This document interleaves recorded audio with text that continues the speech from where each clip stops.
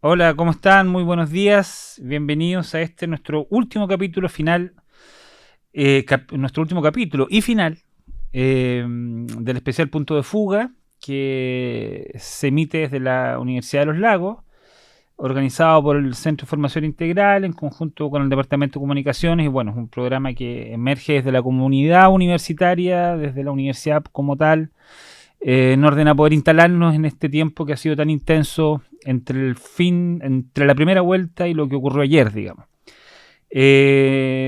Explico rápidamente, siempre lo hago, por qué llamamos a este programa Punto de Fuga. Bueno, en realidad es una emulación a la noción de línea de fuga del psicoanalista Félix Guattari, que habla de que al interior de la estructura capitalista siempre existen agenciamientos o formas, digamos, de enfrentar el monitoreo de las instituciones y fugarse, ¿no? Siempre se pueden crear líneas de fuga a modo de resistencia, va a decir él. Entonces, emulando un poco esta idea, este concepto de Félix Guattari, guattariano, titulamos a nuestro programa, que inicialmente es un programa radial, Punto de Fuga. Bueno, hoy tenemos un invitado que es de la casa, para dar cierre al ciclo. Él es el doctor Gonzalo de la Maza. Y bueno, la verdad es que es una persona que no necesita mucha presentación. Lo he dicho otras veces también, lo he conversado con otras personas. Él es un sociólogo, parte de la tradición, digamos, sociológica de nuestro país, de la tradición sociológica que vertebra la historia sociológica de Chile, por decirlo de algún modo. Y en términos generales, digamos, para presentarlo, decir que él es sociólogo y licenciado en sociología por la Universidad Católica de Chile.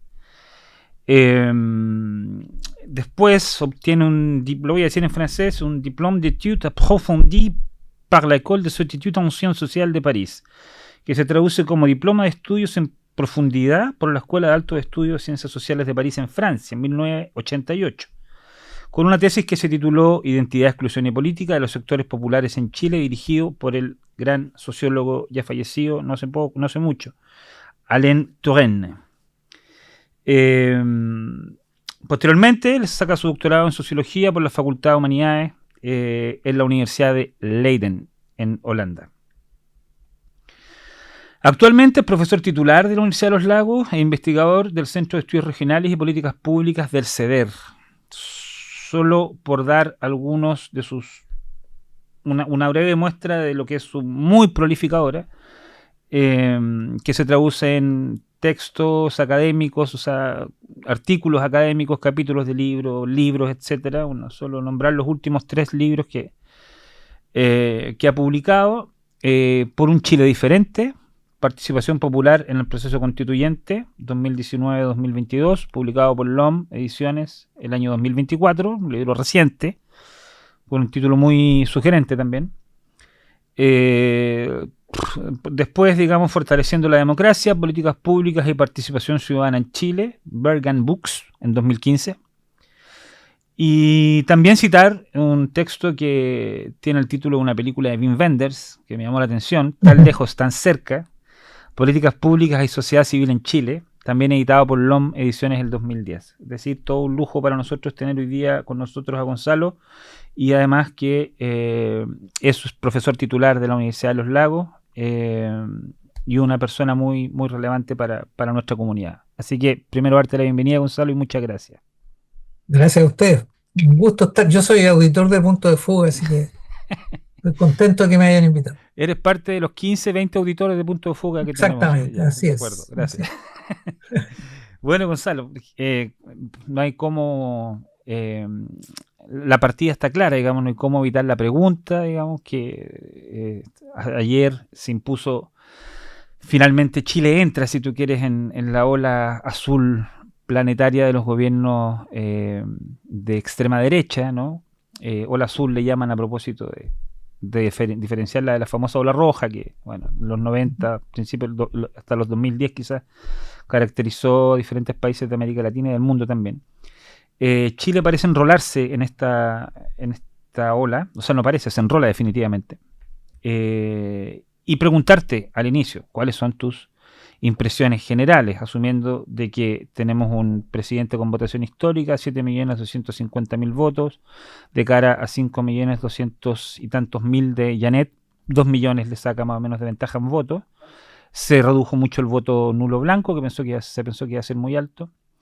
Todo esto en el marco del voto obligatorio, por cierto, pero bueno, escuchar tus opiniones es lo que nos interesa, y para partir es eso, tu visión general de lo que pasó ayer. Bueno, lo primero uno podría decir, bueno, se dio lo que se esperaba que se diera, ¿no? Hay gente que no quería, digamos, pensar de que eso se iba a dar, pero en realidad los datos estaban claros. Entonces, yo diría, esta tendencia, en cierto modo se cierra un ciclo, no sabemos si se cierra exactamente, pero se culmina un ciclo que viene del resultado del plebiscito de 2022. O sea, en ese plebiscito ya cambió la correlación de fuerzas electorales con la introducción del voto obligatorio, Exacto, justamente. sí, claro. Ese fue un factor clave y esta es la primera elección de segunda vuelta con el voto obligatorio. La anterior fue la primera vuelta y la primera parlamentaria y así. Estamos en un ciclo del voto obligatorio. En esas condiciones, la derecha ha venido creciendo, con la única excepción del plebiscito del 2023, donde obtuvo 44%, pero si no, más o menos un 50% incluso antes del voto obligatorio, ya en la parlamentaria del 2021. No obtuve la cifra exacta, pero después 62% en el plebiscito, 44, 50% en la reciente, todo el bloque Kast, Matei y Kaiser, y ahora 58. Entonces, ese es el cuadro, o sea, el ingreso no es ninguna novedad. Ahora, si uno mira un poco, yo me puse a mirar, bueno, entonces fue que hubo muchos problemas en la campaña de la candidata perdedora, y la verdad es que mi impresión es que no, que fue una buena candidatura. Yo estuve mirando, sacó 400.000 votos más que en el plebiscito del 22, mientras que Kast, si uno suma, digamos, si lo asocia al rechazo, saca 600.000 votos menos. O sea, no, mejora no sé si en el margen, mejora un 10% más o menos. Es decir, remonta, uno podría decir, si ahí hubo una caída muy fuerte de la cual ese sector no se recupera plenamente, podríamos decir que detiene ese punto y crece un poquito. Y si uno lo mira en relación a la primera vuelta, como bloque, porque las condiciones de la primera vuelta fueron que Kast y los demás, y Kaiser y Matei hicieron una suerte de primaria en la primera vuelta. Ujú. Y luego se unificaron para la segunda. Entonces, ese sector obtuvo un 50%. Y ahora Kast triunfó bien, sacó un 58%. Creció en un 8%. Eh, en cambio, la candidatura de Jara, si uno le suma al profesor Artés y a Meo, que son marginales porque son Sí. 240.000 votos entre los dos, tenían 29% y ahora saca 42. O sea, Ujú. crece en un 13 puntos. Un millón Entre, ochocientos mil votos más. claro, entonces no había, digámoslo de alguna manera, no había mucho de dónde sacarlos, ¿ah? Porque el sector estaba unido, o sea, de la democracia cristiana al Partido Comunista estaban todas en la misma candidatura. De manera tal que, digamos que dentro el resultado es neto, efectivamente se consolida, digamos, esta línea que la derecha llevaba, este triunfo, este incremento. Esto no había pasado antes y es un cambio muy significativo. Y el resultado es eso, pero el desempeño no es malo, digamos, el desempeño de Jara como tal, ¿no? De la campaña, más allá del análisis cualitativo que se puede hacer, pero en votos.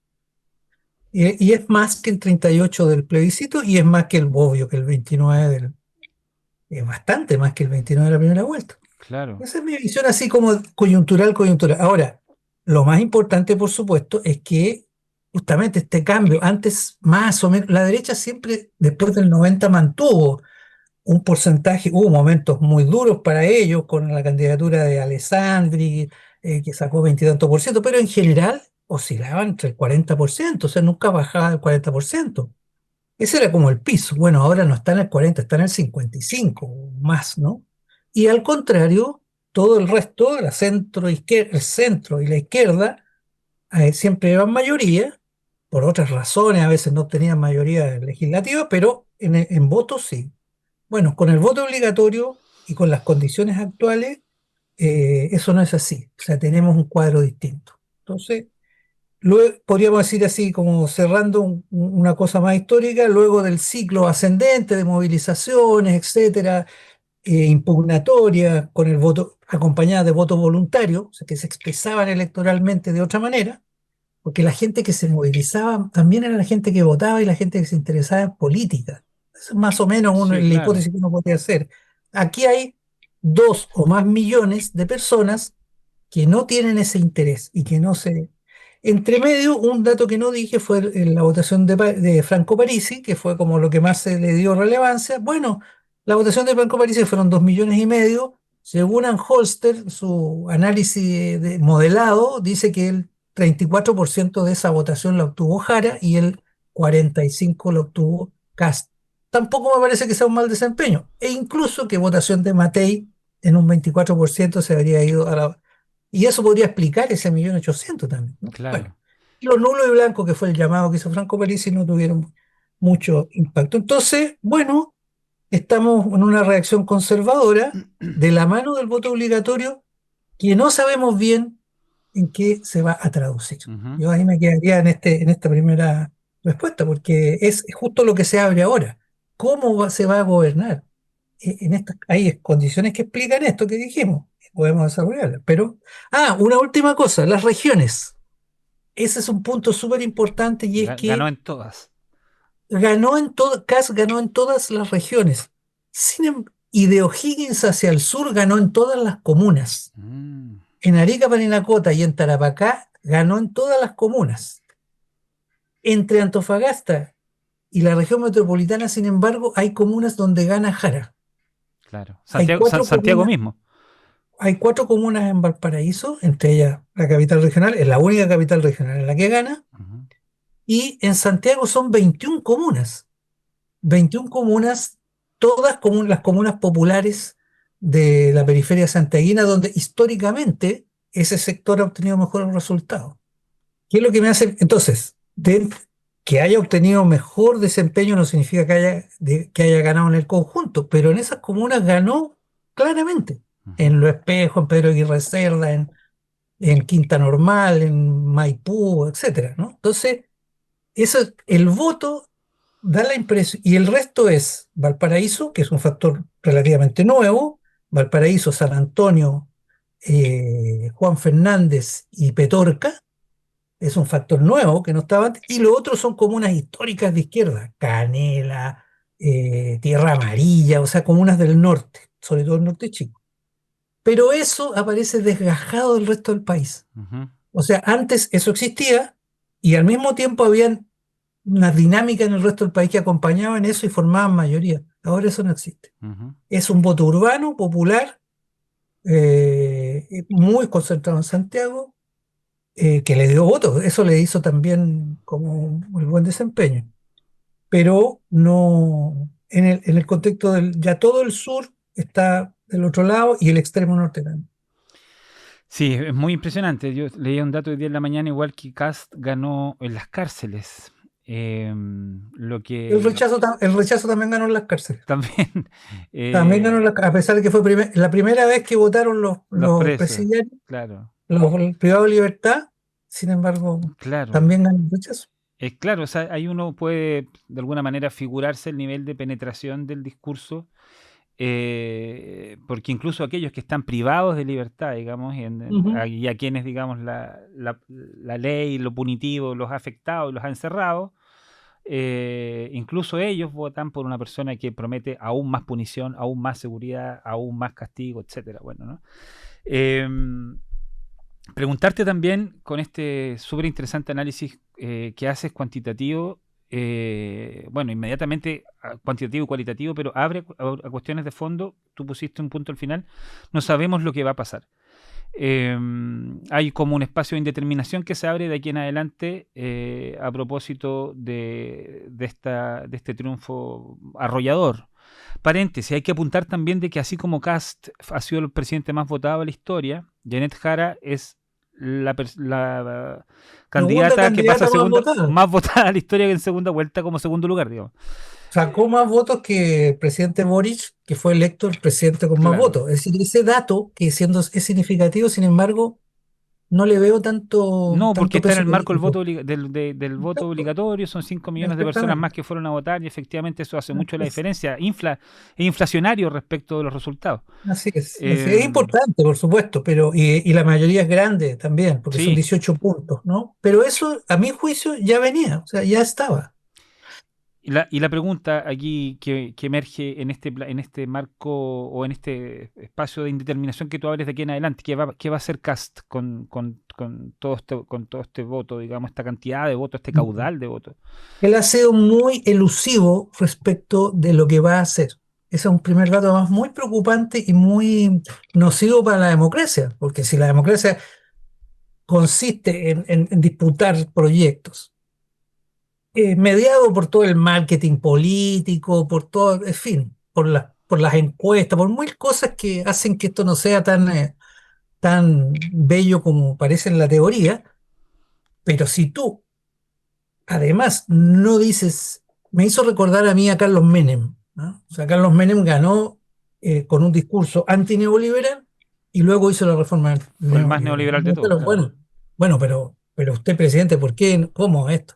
Bueno, dice que si lo digo, no me eligen. Eso fue, Menem no tenía tapujo en decir eso, ¿no? Claro. No me eligen. Bueno, quizá aquí hay algo de eso. Voy a hacer algo que no dije que iba a hacer. No da la impresión de que sea así, pero es obvio que hay tensiones. No se sabe cómo será, él no lo ha sido claro. No me parece que sea tampoco un liderazgo muy fuerte, porque un liderazgo fuerte justamente coloca los temas, ¿no? Él lo que hizo fue decir, Boric representa tres cosas muy malas y esas tres cosas yo las voy a arreglar. Claro. Ya en el discurso de anoche dice, bueno, no me pidan que las arreglemos rápido, porque en realidad lo que vamos a hacer es trabajar. Entonces, bueno, eso es propio también de lo que está pasando en muchas partes. Eso, Los triunfos, perdón, adelante, perdona, adelante. los triunfos en segunda vuelta tienen ese problema. Y yo creo que ya le ocurrió al presidente Boric. Es decir, tú obtienes inicialmente un porcentaje bastante bajo para tu proyecto, ambos salieron segundos, ¿no? Ni siquiera encabezaron la primera vuelta, pero luego crean un bloque, en fin, y arrasan, digámoslo así. Pero ese arrase, ¿qué significa? Y por eso que no tiene tanta importancia el volumen de votos, porque Boris también fue el más votado de la historia. Y luego tienes que administrar el poder de una manera en la cual no es tu proyecto exactamente, que apenas obtuvo un 25%. En ambos es similar, la situación no es tan distinta. Ujú. Tiene un poco mejor desempeño en el Parlamento, va a tener un Parlamento un poco más amigable para él, en este caso, que lo que tuvo Boric, pero entonces no tiene una coalición, es lo mismo, no sabemos qué coalición hay. En caso de Boris se plantearon cosas un poco absurdas, que iba a haber dos anillos, uno más central, otro Sí, menos. se fue un En error. realidad es una política que no sabe mucho administrar y que da el espacio, y ahí sí el liderazgo va a ser clave, da el espacio para que el líder diga, bueno, ahora llegamos a hacer todo eso que yo digo que hay que hacer, y bueno, en realidad tiene un apoyo relativo. En este caso tiene por la izquierda, o sea, por la ultraderecha tiene diferencias con Kaiser y por el lado de la derecha tradicional que es fuerte en el Parlamento y sin embargo fracasó por tercera vez en la elección presidencial. Ahora, La mi derecha, impresión, Gonzalo, que el discurso de ayer fue de Kast, que fue un latazo en realidad, pero fue bastante táctico. En el entendido que, bueno, fue un discurso muy convocante, de Chile Ujú. Vamos, agradeció a Frei, o como pegándole un mordisco a la DC también ahí, Ajá. bueno, a Jimena Rincón, Eso significa, claro, que tiene una visión de que no puede exacto, autoseducirse demasiado con su exacto. triunfo, sino que tiene que construir y fortalecer una coalición que no existe ni se sabe bien, porque va desde Parisi, que le dice, o Pamela Giles, que le dice, mire, si no usted no nos da un poco no nos entrega algo, nosotros le vamos a hacer la vida imposible, hasta, digamos, su extremo derecho. Entonces yo creo que eso es básico para él. Pero las propuestas de él hasta ahora son consignas. O sea, él no ha desarrollado, y de No, eso, no, se le hicieron muchos cuestionamientos en ese sentido, que cosas que no se podían hacer. O sea, dentro de su esquema básico, gobierno de emergencia, incluso esa idea de gobierno de emergencia, las propuestas para desarrollar seguridad, crecimiento y migración y contra la migración, no tienen propuestas muy claras. Por lo tanto, no solamente no hay un proyecto común, ni hay una coalición, tampoco hay propuestas muy claras. Eso no quiere decir que no puedan surgir. Si tiene liderazgo, va a poder convocar a los que necesita para poder manejar bien el claro. Parlamento y para poder llevar adelante una agenda posible. Pero hasta el momento eso no se ha visto. Lo que se ha visto es la receta clásica: desregulación, reducción del Estado y una vaga mano dura que va a surgir del hecho que él sería más enérgico que otros, pero eso es muy débil, o sea, no tiene, Ahora, digamos, Gonzalo, tú, ese es mi punto. Digo. perdona, tú tocaste este concepto que a mí me resuena mucho, que es el de la emergencia, ¿no? Porque, Ujú. claro, pasa un poco rápido, pero la emergencia es cuando un cuerpo, no sé, está gangrenado, tú amputas directamente, no haces diagnóstico, Exacto. no haces escáner, no revisas Y eso es nada, un poco lo que hace él. vas derechamente a cortar el órgano, si tú quieres, ¿no? A Ujú. pegar el guadañazo y se acabó el problema. Pero el discurso de ayer, en ese sentido, también fue táctico porque temporalmente empezó a jugar con el tema de una emergencia, si tú quieres, más dilatada. Hay que ver, Obvio. esto no es de un día para otro, en 4 años veremos lo que Claro, solucionamos. Por eso te digo, o sea, se notó inmediatamente el cast campañero, que iba al choque con Janet y bueno, y con Boric, digamos, ¿no? y no salía de eso, porque el diagnóstico de él es cerrado, Es además. que él es muy, muy, Es muy, cerrado sobre los problemas. muy poco generoso en ideas, Cast. No es una persona inteligente ni culta en ese sentido, pero es pragmático y lo que la gente estaba esperando escuchar era básicamente, y así lo demuestra la cantidad de votos que sacó y el apoyo que tuvo y cómo ganó, digamos, lo demuestra su triunfo, ¿no?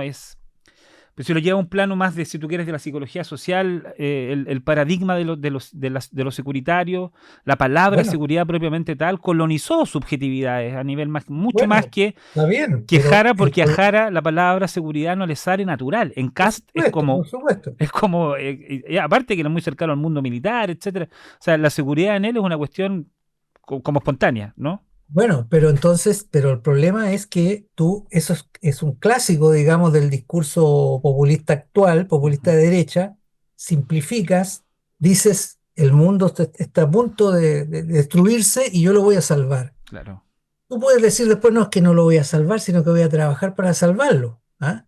Tienes como dos caminos. Uno, el camino Trump o el camino Milley.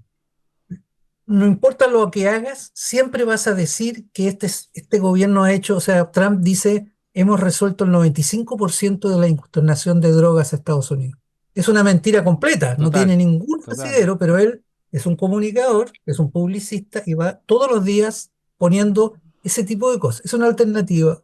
O Milei es en parte así también, ¿no? Va con todo ante una situación completamente crítica que recibió.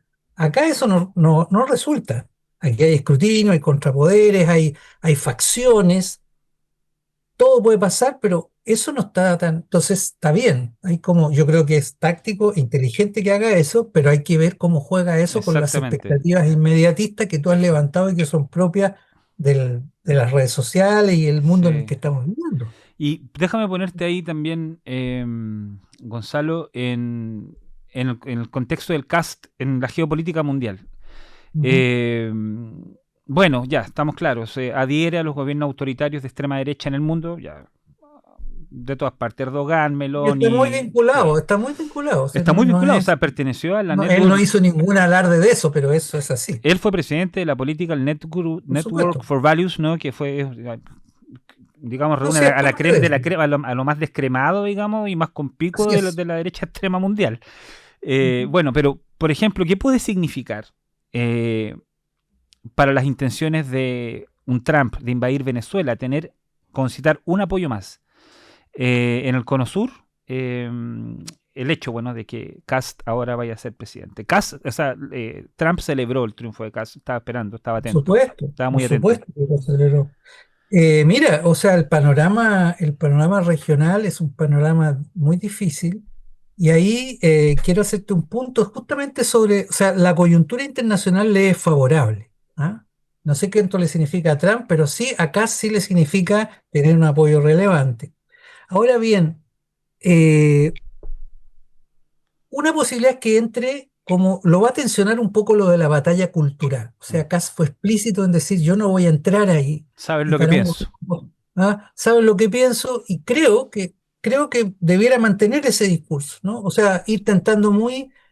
Mira, Anholster hace también un modelo de distribución de entre jóvenes, mujeres, hombres de la votación. Tienen un modelo para calcularlo. Cast es fuerte, y son 6 categorías, en 4 de ellas Cast gana, en 2 pierde. Mujeres mayores de 54 y mujeres menores de 35. Buen dato. Entonces tú entras en la batalla cultural y terminas de alienarte a la voluntad de las mujeres. Entonces no es tan simple. Bueno, pero esa es una tensión que puede tener. Y yo creo que por otro lado, Trump no ofrece mucho más que la subordinación. Es Ujú, decir, o sea, ujú. ¿qué haces en una economía como la chilena, que está basada en la explotación de recursos naturales? O sea, o tratas de reformular el modelo, cosa que Trump, por supuesto, no te va a alentar en absoluto, ni la derecha chilena económica ni política lo va a hacer, pero, pero tu cliente principal es China. Entonces, ¿cómo vas a hacer con eso? O sea, ahí hay un problema. ¿Ah? No, Trump me parece que no, digamos, la alineación va a estar, pero eso es, nos subordinamos y vamos al vaivén de lo que el señor quiere. Entre medio está Venezuela, y tú lo mencionaste. Y ahí creo yo que hay un parteaguas. ¿Por qué? Porque, porque en este momento hay una presión militar sobre Venezuela con el objetivo de sacar a Maduro e instalar, digamos, otro gobierno. Si eso sucede, o sea, puede que no suceda. Y en este sentido, ahí el problema va. Y Venezuela es el símbolo de lo que quieren, digamos, quiere mostrar Kass como su némesis, ¿no? Su alternativa, digamos, lo más. Otra alternativa nos llevaría a Venezuela. Bueno, ahí está, una experiencia fracasada, además autoritaria, que la izquierda, parte de la izquierda también dejara apoya, Abraza, sí. abraza. Entonces, no todos, claro, pero más allá de eso, en Chile, si tú hicieras una percepción sobre Venezuela, no va a ser, nadie va a pensar de que eso es una alternativa para ir para allá. Pero ¿qué pasa si Trump obtiene su objetivo? Ahí sí la coyuntura internacional se le puede volver interesante a Castro. ¿Por qué? Porque primero, por el triunfo político, las ideas de la libertad o como se llame, digamos, se imponen frente a este autoritarismo. Segundo, la migración puede descender, puede haber incluso regreso de gente para Venezuela. Y tercero, puedes tener un gobierno que colabora con el control del crimen internacional, de las bandas internacionales, cosa que la Venezuela actual no hace. Ujú. Entonces, ahí puede haber una coyuntura, si a corto plazo eso sucede, puede haber una situación internacional altamente favorable que le daría un triunfo político y le daría gran respaldo. Es muy Si eso no interesante esto sucede, que tú señalas en todo caso, Gonzalo, que la relación, cual sea el escenario, va a ser una relación de subalternizaje, ¿no? De subalterno. O sea, con Milei eso ha sido patético. Kast se junta mañana con Milei. Pero como Milei finalmente, de alguna forma, ha hecho procesiones, un poco arrodillado hacia Estados Unidos a pedir salvatajes, ¿no? No creo que en Chile pase eso con Kast, pero como sea, la no lo situación necesita de la no lo misma manera. necesita, pero va a ser una relación de subordinación y ese es un gran punto.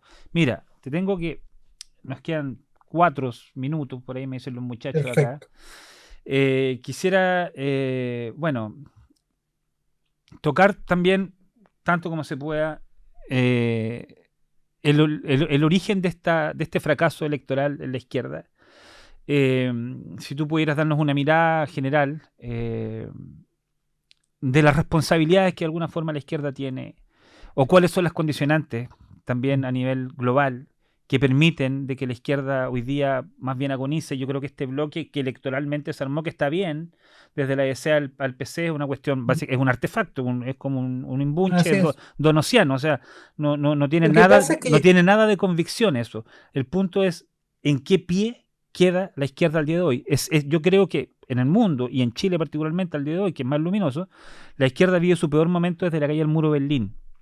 ¿Qué queda de la es izquierda? es posible. Nosotros, digamos, tuvimos la derrota, de la izquierda en Chile con el plebiscito del 2022. O sea, digamos, es como la reacción conservadora frente a una alternativa de cambio. O sea, cuando se produce una posibilidad efectiva de transformación, que fue lo que se creó un escenario de transformación que no se podía saber hasta dónde iba a ir, pero la transformación estaba planteada. Hubo una expresión institucional de eso que fue La la Convención convención, Constitucional, y luego hubo un paralelo muy fuerte y un gobierno que además quedó herido con eso porque apostó todo a eso. En fin, bueno. Entonces, esa crisis para mí, esa crisis viene de ese momento.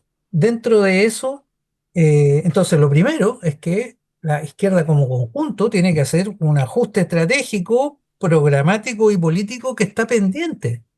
O sea, no, los que apoyaron la Convención Constitucional, los que no la apoyaron, o sea, igual para pensar una cuestión de futuro, eso es lo primero que hay que hacer. No hay bases todavía para un proyecto. Tú has mencionado en tus escritos que no hay bases como intelectuales.